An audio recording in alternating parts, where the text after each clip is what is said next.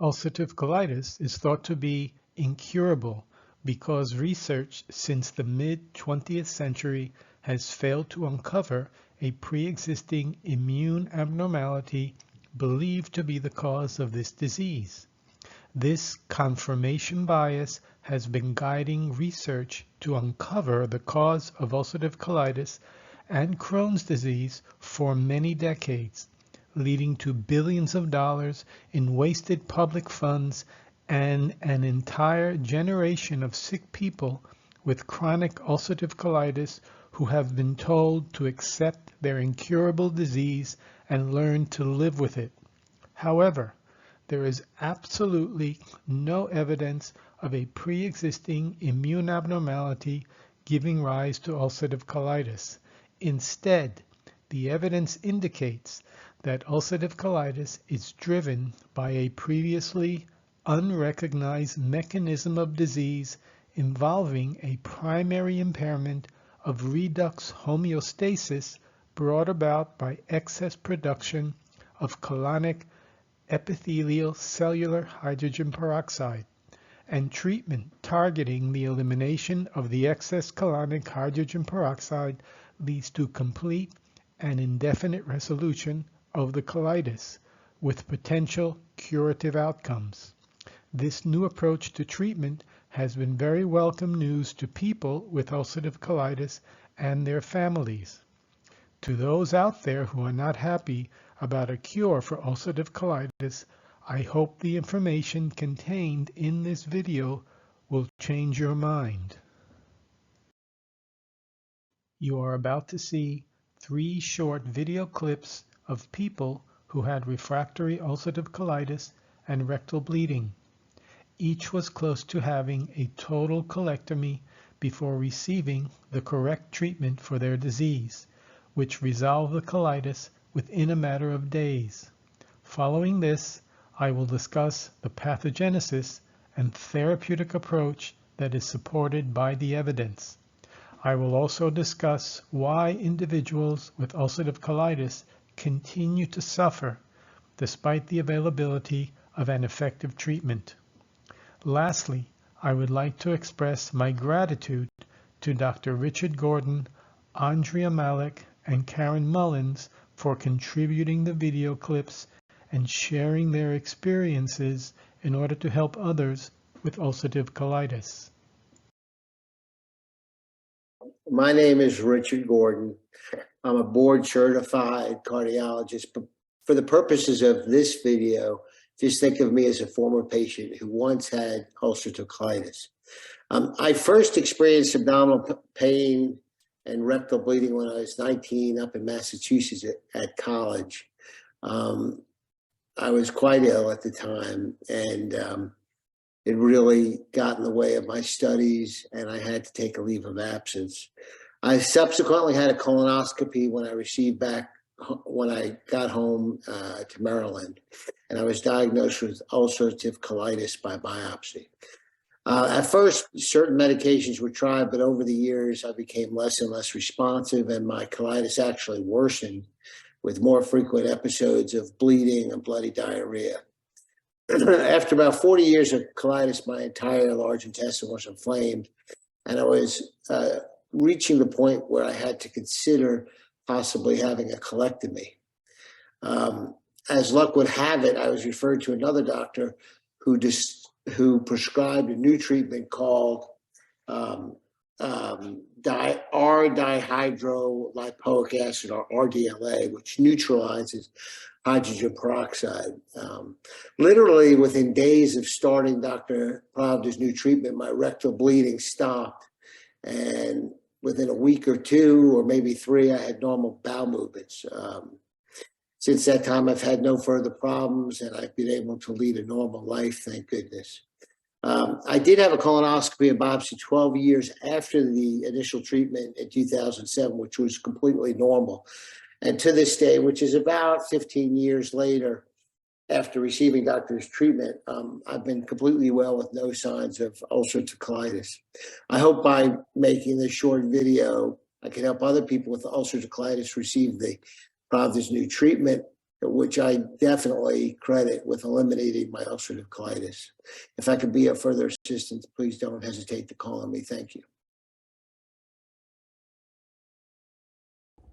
Hi, my name is Andrea Malik, and a little over a year ago, I was diagnosed with severe ulcerative pancolitis after a short stint in the hospital with E. coli. It was a shock because I've been a relatively healthy, low tox, natural person for the better part of 2 decades. Nothing worked.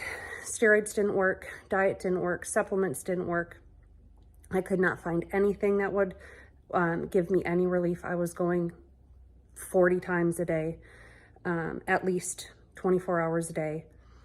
I had done a bunch of research and found some information on Dr. Pravda, and by the grace of God, I found a contact through him and was able to connect with him. He decided that STS might be something that I would want to look into to try. So I tried the sodium thiosulfate, and to my surprise, within 24 hours, I stopped bleeding. That was the first time in like 8 months that I stopped bleeding while using the restroom. So that in and of itself was a miracle.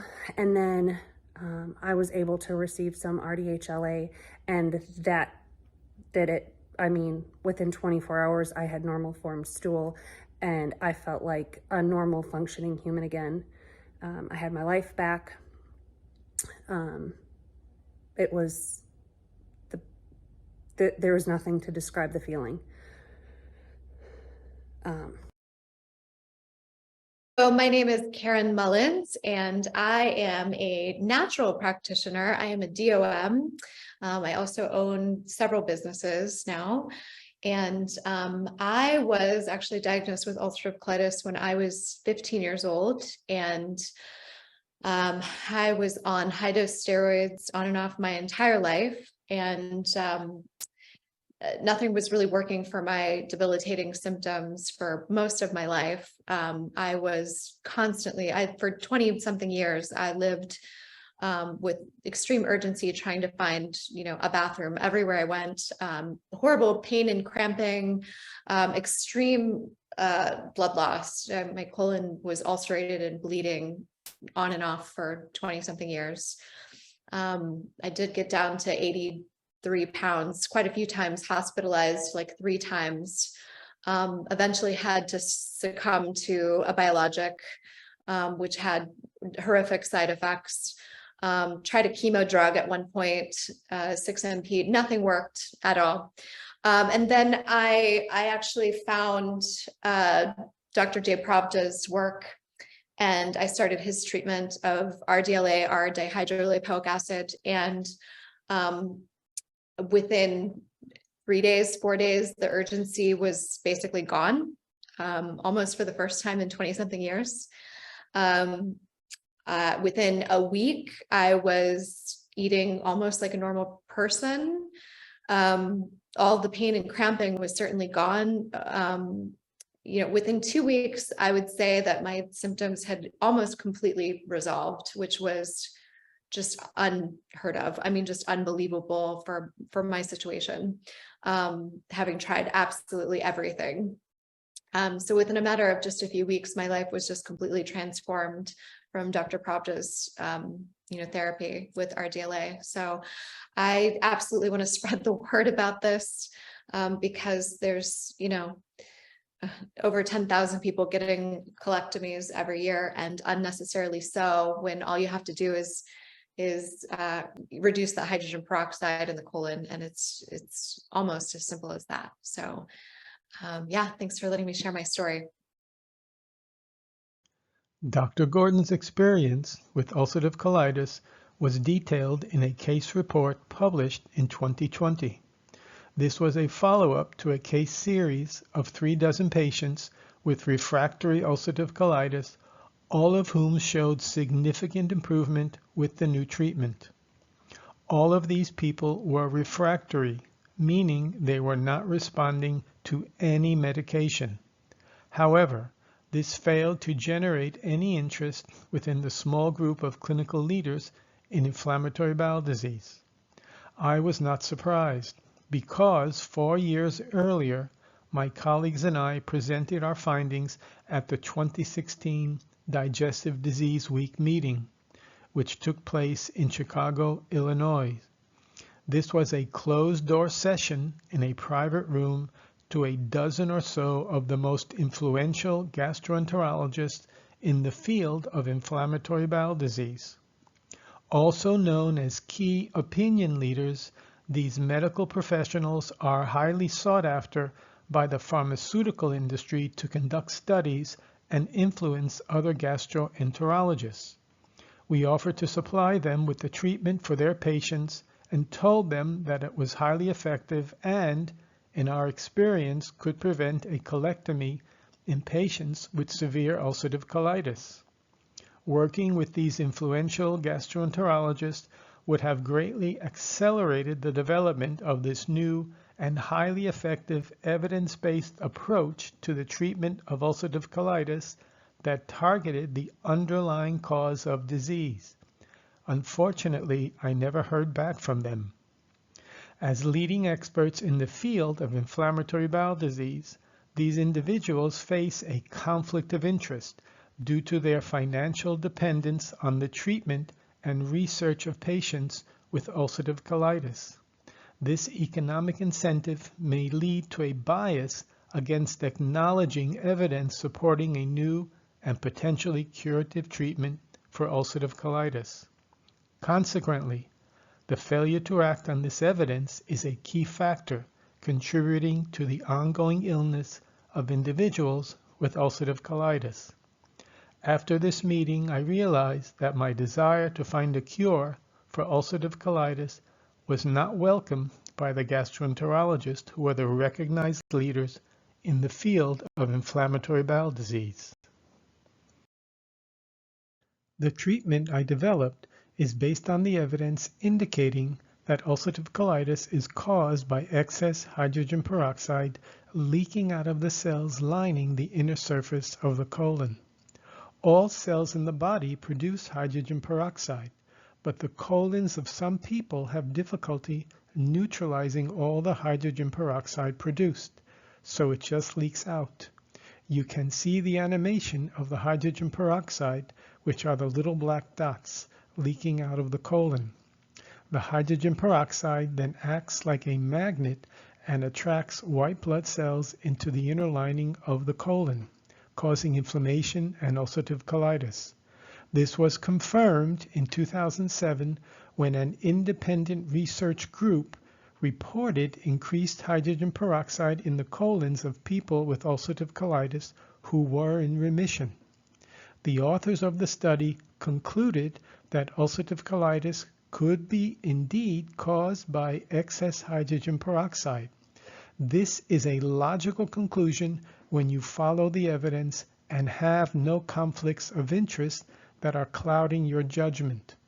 Radical induction is what I call this process of excess hydrogen peroxide production in my original 2005 paper when I published this new mechanism of disease. This indicated that people with ulcerative colitis are always leaking hydrogen peroxide from their colons, which explains why the colitis never goes away.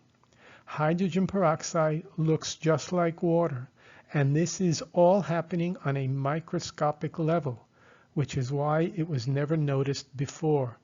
Logically, the only way to effectively treat ulcerative colitis and have normal bowel movements without diarrhea or blood or colitis is to eliminate the excess hydrogen peroxide, which is causing the inflammation to begin with. This is what my new treatment does, and it turned out to be very effective. This is why Dr. Gordon and others who have been treated with this new therapy have done so well. By the way, this study, which provides the first experimental evidence that ulcerative colitis is caused by excess hydrogen peroxide, was conducted in India in 2007. This should have been very exciting news to researchers and funding institutions in the United States that should have replicated the study at that time. Had they done so, the cause of ulcerative colitis could have been confirmed and a cure made available years ago. Unfortunately, this data was ignored, with potentially disastrous consequences for millions of people with ulcerative colitis. More about this later on in the video. Now that you know that the evidence has identified colonic hydrogen peroxide as the cause of ulcerative colitis, the next step is to look at the evidence and determine the safest and most effective way of removing the hydrogen peroxide.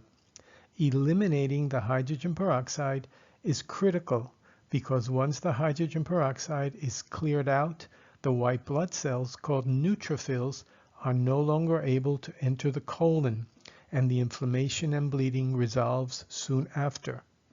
To understand the best way to do this, we need to zoom into the level of the cells that line the inner surface of the colon, which are called colonic epithelial cells.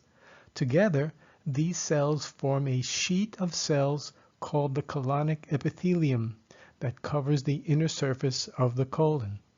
According to the experimental evidence, the first step in the development of ulcerative colitis is the release of hydrogen peroxide from the colonic epithelial cells, which are depicted here as moving black dots. The hydrogen peroxide is released into the surrounding area, where it attracts white blood cells into the inner lining of the colon, causing inflammation and ulcerative colitis. This is shown in the diagram to the right. The next question to answer is, how can we use this mechanism of disease to develop a treatment, and how can we confirm that the treatment is effective or curative? If you look at the diagram on the left, the hydrogen peroxide that has been secreted by the colonic epithelial cells is segregated into two compartments. There's an intracellular compartment which refers to the hydrogen peroxide being generated inside the colonic epithelial cells, and then there's the extracellular compartment with the hydrogen peroxide outside the colonic epithelial cells in the extracellular space. The hydrogen peroxide in the extracellular compartment is responsible for propagating the inflammation because the hydrogen peroxide outside the cells acts as a chemotactic agent and attracts white blood cells into the colonic epithelium. As long as the hydrogen peroxide is present in the extracellular compartment, the inflammation will persist. In contrast, the intracellular hydrogen peroxide initiates the inflammation because it is released into the extracellular space, where it can attract white blood cells into the colon. Thus, eliminating the extracellular hydrogen peroxide resolves the active inflammation, while normalizing the intracellular hydrogen peroxide prevents the inflammation from starting up again. This is not remission, but represents a cure because we are providing the specific antioxidant, also known as reducing equivalents, that the body needs to neutralize the excess hydrogen peroxide. This is no different from the need to take vitamin C to prevent scurvy. We are not all in remission from scurvy because we need to take vitamin C. The only thing different about people with ulcerative colitis is that they produce a little too much hydrogen peroxide for their colons to deal with on their own. And when they take the reducing equivalents that they need, they are completely normal. This is why treating ulcerative colitis with immunosuppressive agents such as steroids, biologic agents, or any of the small immunosuppressive molecules can never cure this condition, because these agents do not normalize intracellular hydrogen peroxide.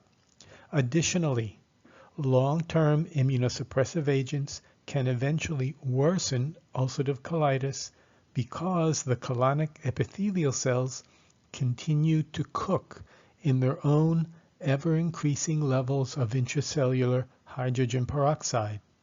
This will eventually lead to relapse, worsening disease, a colectomy, or colon cancer when the hydrogen peroxide oxidizes and damages the DNA in the nucleus. Based on the current evidence, long-term treatment of ulcerative colitis with immunosuppressive agents is highly contraindicated. The reducing agents currently being used to treat ulcerative colitis are R-dihydrolipoic acid and sodium thiosulfate. R-dihydrolipoic acid is an oral reducing agent that has been used to treat mild to moderate ulcerative colitis and prevent relapse. For more severe ulcerative colitis with rectal bleeding or acute severe ulcerative colitis, sodium thiosulfate can be used to resolve the inflammation and rectal bleeding with transition to R-dihydrolipoic acid at a later date. Sodium thiosulfate can be taken orally or intravenously. The optimal dose has not been established. Healthcare practitioners interested in administering these reducing agents for their patients can contact me at the email address in the comments section below for additional information.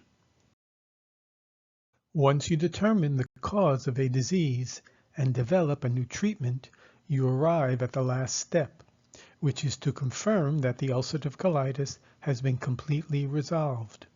If you are truly addressing the underlying cause of disease, then all test results should be normal. This is what we have seen with Dr. Gordon and other patients with severe ulcerative colitis.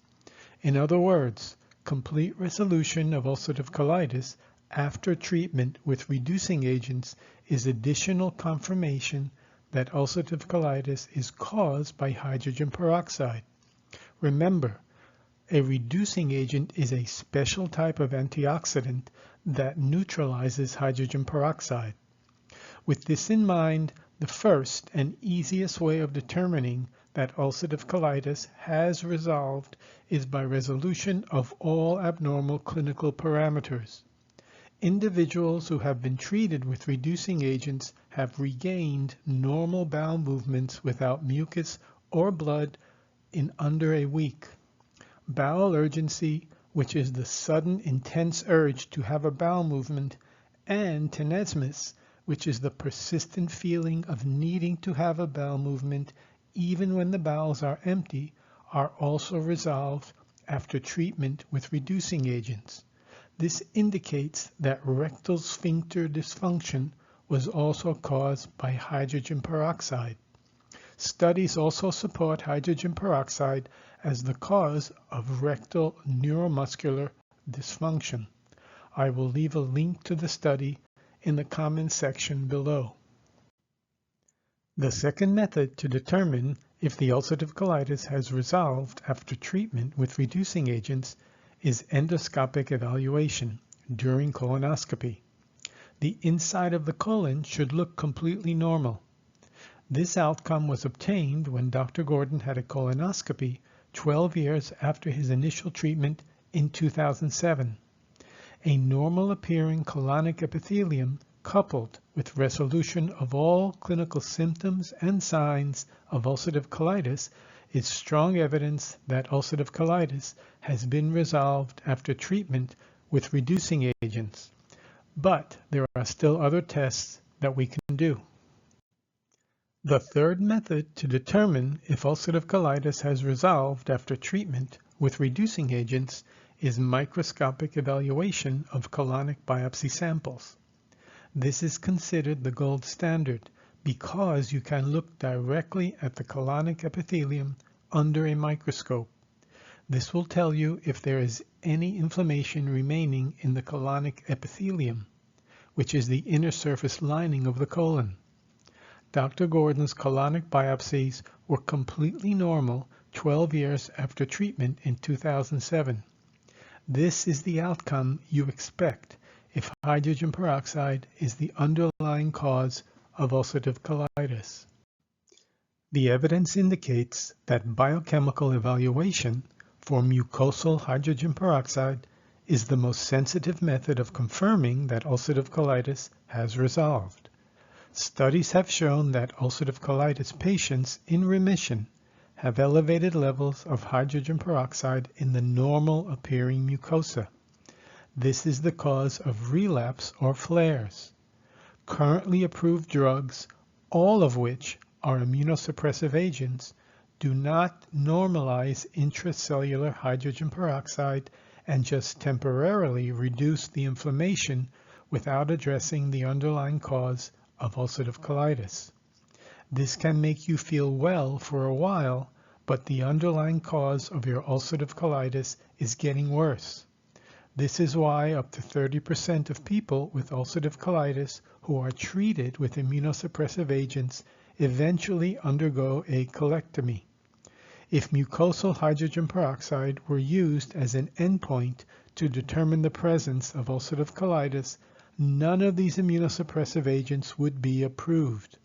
Lastly, despite being called by different names such as biologics, small molecules, or Janus kinase inhibitors, these all suppress the immune system in one way or another, so they are all immunosuppressive drugs.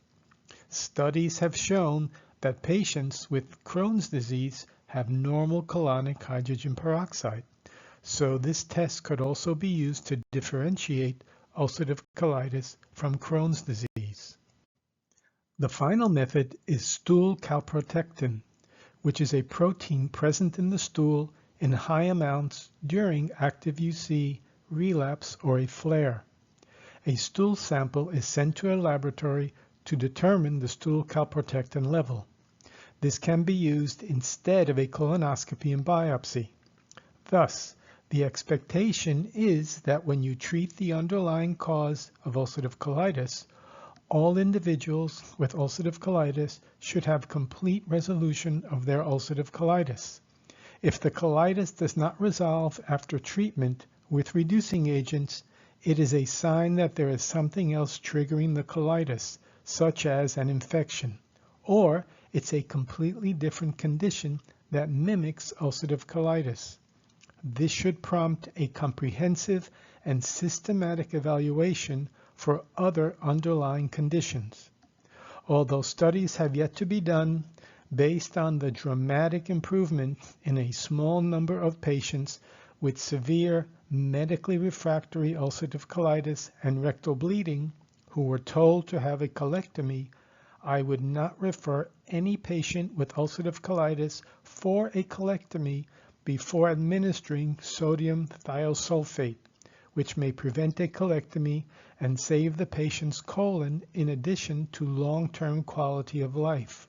Furthermore, based on preliminary data, sodium thiosulfate should be administered well before the ulcerative colitis becomes severe enough to consider a colectomy. With all the data pointing to colonic hydrogen peroxide as the cause of ulcerative colitis and clinical outcomes indicating that ulcerative colitis can be cured, then why are people with ulcerative colitis still sick and undergoing colectomies?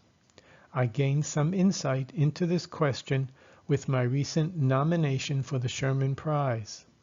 The Sherman Prize is a groundbreaking prize that is awarded to individuals making pioneering contributions that transform medical care for people with inflammatory bowel disease. I can add that the best way to transform care for people with inflammatory bowel disease is to completely eliminate the need for care with a cure. However, despite providing compelling experimental and clinical evidence identifying a cause that could lead to a cure for ulcerative colitis, my research was not awarded with the prize. This may have occurred because the 5 US-based gastroenterologists that make up the 2024 Sherman Prize Selection Committee generate revenue by treating and conducting studies on sick people with ulcerative colitis.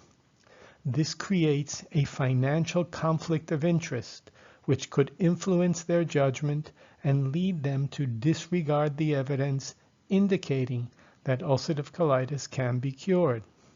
Failing to act upon the evidence indicating that ulcerative colitis can be cured is the principal reason why people with ulcerative colitis are still sick. New ideas are desperately needed in the field of inflammatory bowel disease, which has been stuck in immune dysregulation since the mid-20th century. This outdated notion has not led to a cure for either ulcerative colitis or Crohn's disease. My experience over the past 20 years has led me to conclude that new ideas that might lead to a cure are simply not welcome by leaders and researchers in the field of inflammatory bowel disease. When I began my research into the cause of ulcerative colitis in the summer of 2000, I was surprised to find that there was enough published data to develop an evidence-based mechanism of disease that explained ulcerative colitis and guided the development of a highly effective and potentially curative therapy. At the time, I did not know whom to contact to advance this research. However, I was delighted to learn that the Crohn's Colitis Foundation collects millions of dollars from sick people with ulcerative colitis and Crohn's disease, with the understanding that this money will be used to identify the causes and cures for both ulcerative colitis and Crohn's disease. I was very pleased to see this commitment prominently highlighted on their website. It was also very encouraging to learn that the Crohn's Colitis Foundation sets the entire research agenda for ulcerative colitis and Crohn's disease. With the extensive evidence I compiled indicating colonic hydrogen peroxide as the cause of ulcerative colitis, I was optimistic that the Crohn's Colitis Foundation would dedicate just a tiny portion of the money they collect to confirm this new evidence-based mechanism, which could lead to a cure and prevent thousands of colectomies and deaths due to ulcerative colitis. Unfortunately, despite multiple attempts throughout the years, I did not have any success with the Crohn's Colitis Foundation. My last correspondence with the Crohn's Colitis Foundation was in 2016 when Dr. Gordon and I sent separate emails to the Crohn's Colitis Foundation. I have not received any response from the Crohn's Colitis Foundation since that time. This may have occurred because the Crohn's and Colitis Foundation generates revenue through fundraising efforts directed at individuals with ulcerative colitis. This financial dependency creates a significant conflict of interest, potentially influencing their judgment and leading them to disregard the evidence indicating that ulcerative colitis can be cured. A cure for ulcerative colitis or Crohn's disease could be perceived as an existential threat to their organization, prompting them to fund conservative and homogeneous research that historically does not lead to breakthroughs resulting in a cure. Neglecting to address evidence indicating that ulcerative colitis can be cured is a significant factor contributing to the continued illness of individuals with this condition. In my own opinion, the evidence supports the following conclusions. 1. The data points to colonic hydrogen peroxide as the cause of ulcerative colitis. 2. Ulcerative colitis can be effectively treated and cured by cost-effective reducing agents such as sodium thiosulfate and R-dihydrolipoic acid. 3. The 2024 Sherman Prize Selection Committee, the Crohn's Colitis Foundation, and the key opinion leaders in inflammatory bowel disease all possess a conflict of interest because their revenue is derived from sick patients with ulcerative colitis. This financial motivation creates a powerful incentive that could drive them to ignore research data that could lead to a cure, instead opting to perpetuate the use of medications that do not cure this disease. 4. When asked to review the evidence, those in a position to make a difference for people with ulcerative colitis do not act on the data, which protects the status quo. This is the principal reason why people with ulcerative colitis are still sick. 5.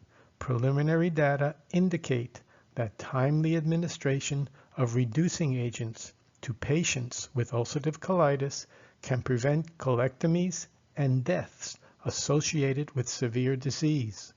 If so, who is responsible for the thousands of preventable colectomies and deaths among patients with ulcerative colitis? 6. In order to save our healthcare system, new laws are needed to criminalize the solicitation of money from vulnerable populations with the promise of searching for the cause and cure for their disease, while at the same time ignoring the evidence that could lead to a cure. 7. By ignoring the experimental and clinical evidence that ulcerative colitis is caused by excess colonic hydrogen peroxide and can be effectively treated and potentially cured by cost-effective reducing agents, the Crohn's and Colitis Foundation may have violated the terms of its tax-exempt status and its agreement with donors suffering from this disease. Collectively, these individuals have donated millions of dollars with the expectation that all evidence identifying a potential cause or cure for ulcerative colitis would be thoroughly investigated.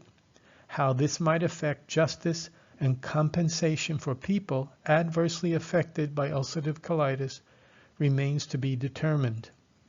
8.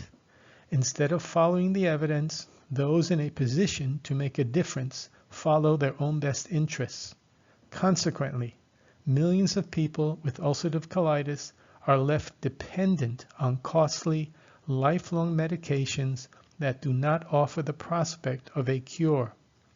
This situation is bankrupting our healthcare system with unsustainable costs and adding to the 60% of the U.S. population that suffers from chronic disease.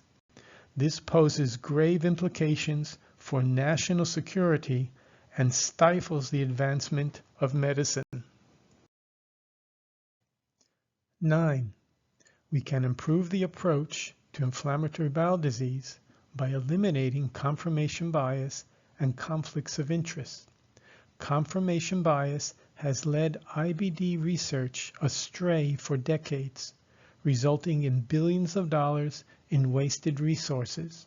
Meanwhile, conflicts of interest contribute to the perpetuation of ineffective treatments, leaving patients with ulcerative colitis reliant on an exploitative system which prioritizes self-interest over patient well-being.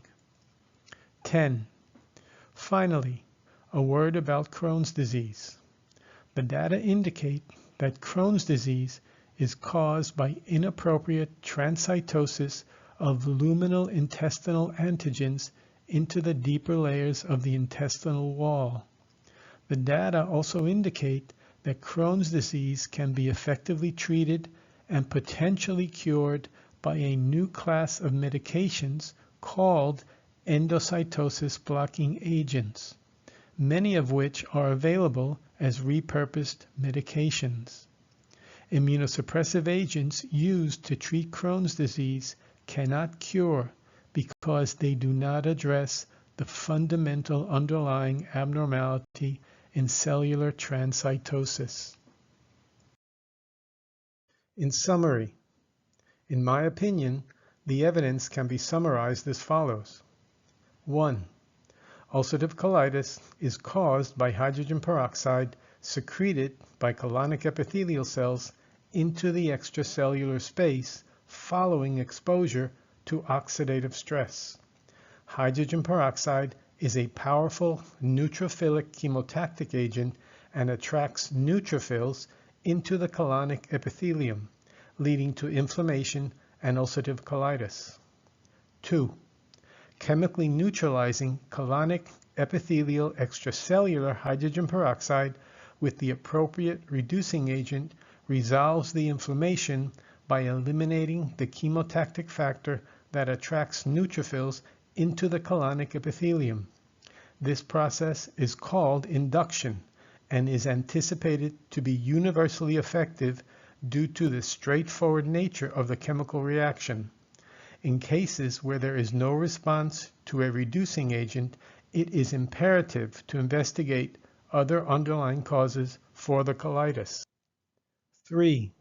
Transition to a lipid-soluble intracellular reducing agent at a future date will prevent the recurrence of colitis by inhibiting the buildup and secretion of colonic epithelial hydrogen peroxide. This outcome is not simply inducing remission, it is a cure because it provides the colonic epithelium with the missing reducing equivalents to maintain redox homeostasis and ensure normal cellular functionality. 4. Stakeholders, including the 2024 Sherman Prize Selection Committee, the Crohn's and Colitis Foundation, and key opinion leaders in the field of inflammatory bowel disease face a conflict of interest due to their revenue generation from sick patients with ulcerative colitis. This creates a powerful financial incentive to disregard the data that could result in a cure. This explains the continued illness of individuals with ulcerative colitis. 5. The substantial conflict of interest in the treatment of inflammatory bowel disease is driving the continuous exploitation of millions of individuals suffering from ulcerative colitis.